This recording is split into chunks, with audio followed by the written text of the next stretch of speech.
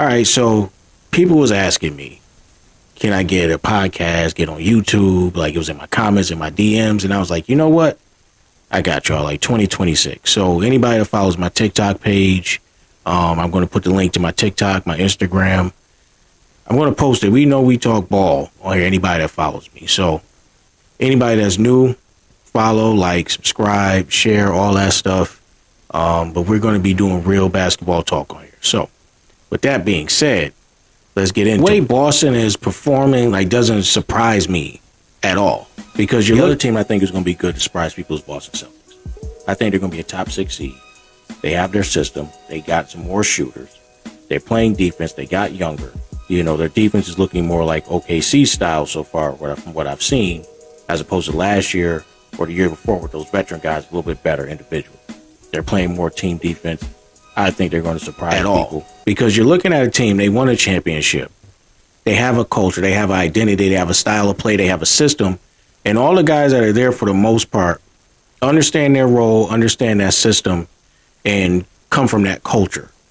So it's not a tough transition. Even though they lost a lot of guys, the guys that are still there understand how to play. And it's hard to beat a team when they stick to that system and know that system. But the other thing is, Jaylen Brown has been playing with a chip on his shoulder. Now, when I started my TikTok page, I had Jaylen Brown as the number 1 shooting guard in the league. And, of course, I got pushback for that. But he's a two-way player. He can score inside, outside, mid-range. And people were knocking him because he can't go left, whatever. I had to respect the guy who just won Finals MVP, Eastern Conference MVP. Like, I had to respect that. And I knew he wasn't getting the just due that he felt that he should get. So now he's showing people, like, yo, like, I'm not I can carry this team, too. So this is what makes Boston very dangerous, when you got a guy that's trying to prove himself, and then you have a team that's going to buy in and understand that system.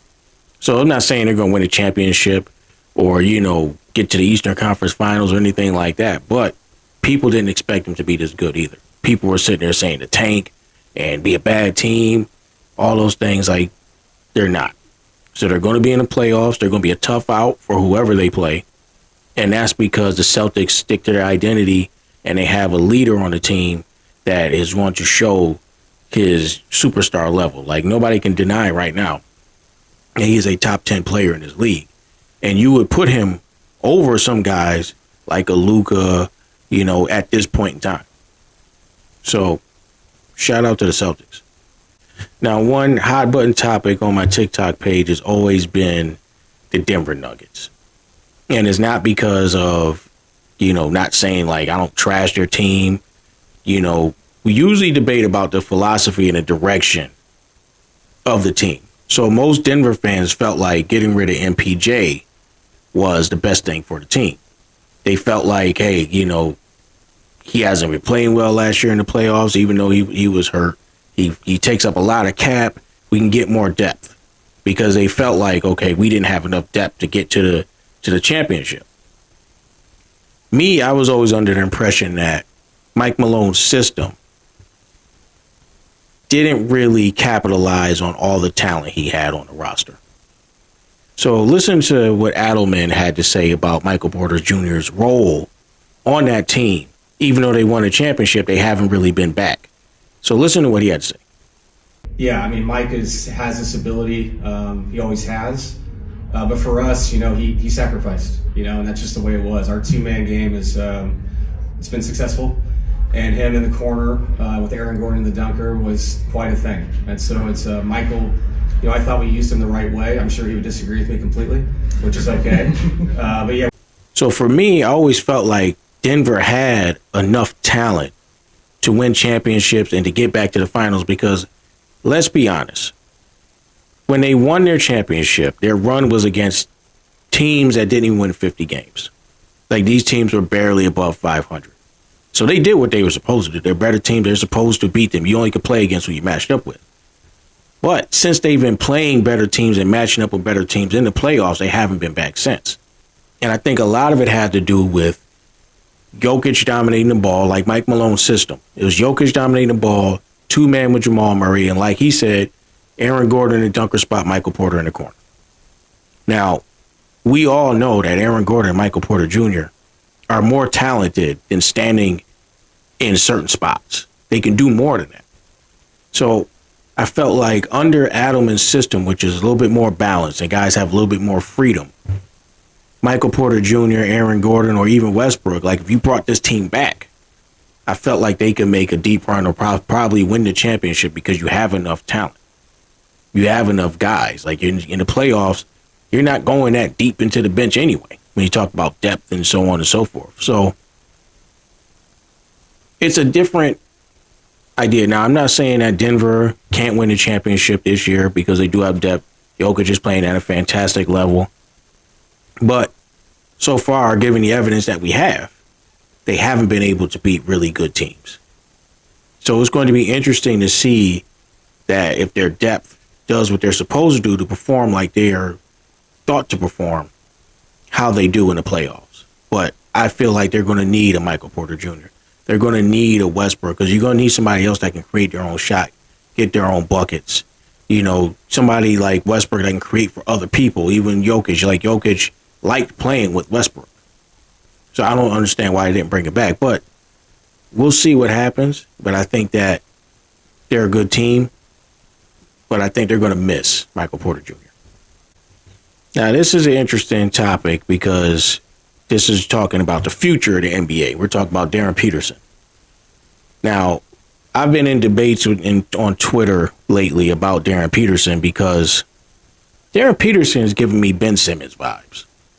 And not saying in a hole like he's not going to shoot or anything like that, but people don't remember when Ben Simmons was at LSU. It wasn't about winning. It wasn't about competing, especially if you watch that documentary he had. It was all about getting through the season so they can just keep their draft pick, keep their draft stock at number one, play a few games. Like, he didn't care about that process at all. And that was always a red flag for me because you got to be competitive to be great. Like, you have to want to win. You have to show some type of dog, show some type of fight in you. And with Darryn Peterson so far, given the skill that he has, and, you know, I think he's very polished already. He can shoot that thing. He can play off the ball. He can handle the ball. Like, the talent is there. But the mindset worries me because I'm looking at him sitting out games. Because I think, like, to be quite honest, I think him and his dad and his family, I think they tried to sit out this year. I think they tried to milk whatever injury that they were trying to milk, pause, and sit out. And I think that Kansas like, yo, if you want to get paid, you're going to play. So now it's like, okay, he has to play, but they put him on minutes restriction. Now, I'm looking at this in two ways because they're both red flags for me. If you had no interest in playing and competing and everything like that, it usually doesn't translate well to the NBA. Usually guys with that attitude, you know, don't reach the potential that they should because they're very entitled and they're thinking they should get things that they haven't earned. The other red flag is if he really is hurt, they're dealing with hamstring injuries and everything like that. So that's a red flag for me because you're going into the league with injuries and having to deal with, you know, hamstring and calves and all that stuff and people worried about your Achilles before your rookie year. So, like, why would I want to invest in a player that I got to put minutes restriction on before he even gets here? So there's no knock on Darryn Peterson, but these are red flags that would have me concerned if I'm an NBA team because this draft is too talented for me to feel like I have to take a chance on Darryn Peterson. So whoever gets that pick, like, you got AJ DeBanster, you got Boozer, you got plenty of guys that have been showing out that you can just go with. So Darryn Peterson I think he needs to start showing a little bit more competitive edge. Or, you know, if you're really hurt, then that's a big red flag. Now, since this is a coaching page, I found this to be funny. So here's what Ant-Man had to say about Coach Finch the other day? C. Hans had a great game plan,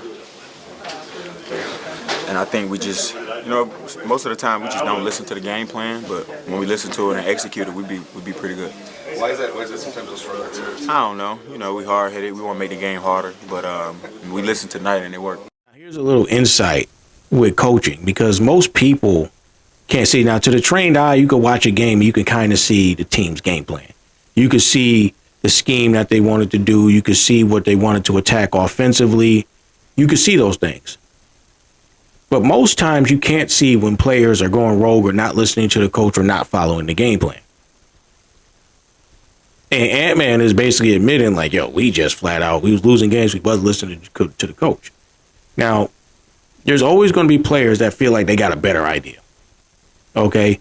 They feel like, hey, I'm not going to be running whatever coach ran. I don't want to run it, because they might not feel comfortable with it. Or they don't see what the coach is seeing.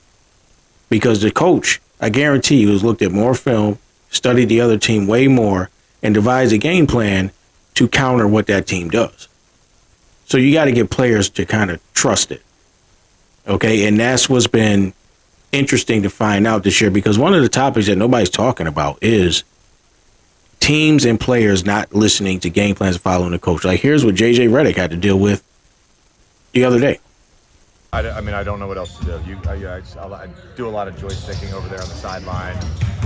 Yesterday I said, hey, let's run away toss and bring it up the left side. I want so-and-so in it. It was after a dead ball. It wasn't like I'm calling it on the fly. And we bring it up that side, and the person I wanted the away toss isn't over there. It's just like, that's happening so consistently right now. I chalk it up to the holidays. Goes into my final topic, which is what makes a championship squad. So when you look at the teams that have won the last 4 or 5 years, it's been different every year, but they all carry familiar symptoms. Okay, so for one, the coaching, they all buy in. They buy into the coach, they buy into the game plan, they buy into the system. The other thing is they all have top 5, top 10 caliber players. So obviously you look at Shea, he's like a top 2 caliber. Jokic, top 2 caliber. Giannis, top 3 caliber, top 2. Like, all these guys could be in a Tatum, top 5. Brown, top 10. Like, they're on the same team. So you got to have that. But the other thing is, like, you got to have these crash out dudes. Like, these guys that are willing to do all the dirty work, guard the best player, do things that other people are scared to do, like the let's die dudes. And let's bang out. Right down the block. You know where it's at. You studied my whole neighborhood. Or pull up in front of the Kmart and let's bang out and let's do it on camera. I throw my life away and you throw your life away right now. Right now. Let's do it for the camera. So when you look at all those teams, or you look at OKC last year, Caruso was that guy. You look at Boston, Derek White was that guy. When Denver won it, Bruce Brown was that guy. When Milwaukee, Giannis was the both. Like, he was the top 10 and the crash out. Like, let's die. Like, he was that too. Like, every team has that. Okay? And then the makeup afterwards, like, it can vary. So you might need multiple ball handlers. You might need elite defenders. You might need size. You might need, a certain makeup built around your best player. Because that's the other thing. You have teams that are winning championships structuring their rosters around their best player as they should, not based off analytics or based off like, hey, this is how we should play, drive and kick, shoot threes. But they base the team based off their best player. So they know, like, hey, this guy is a top caliber player. He can get us here. We got to surround him with everything he needs. And that's what it takes to win a championship in the league right now. So when you're looking at teams like that currently, the few that are actually real contenders that you feel could win the championship, they're built that way. But, it's been a good first episode. I'm going to try to keep them short because I know people ain't trying to sit there for no half hour, 40 minutes. We're going to talk ball. Follow me on TikTok. I'll put the link up here. Follow me Instagram. I'll put the link up here. And, I'll see y'all. Leave your comments, like, share, subscribe, all that.